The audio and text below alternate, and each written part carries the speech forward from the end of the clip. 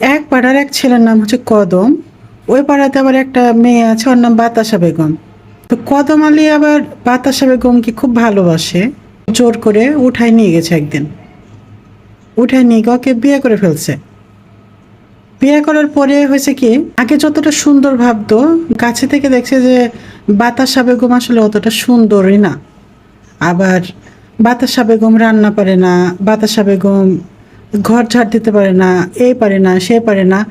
সেই সাথে আবার দেখা যাচ্ছে যে বাতাসা বেগম পাড়াতে অনেকের কাছে ধার দেনা করে খেয়ে রেখেছে।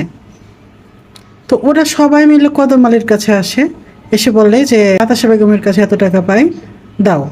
ও এসে বলে অত দাও।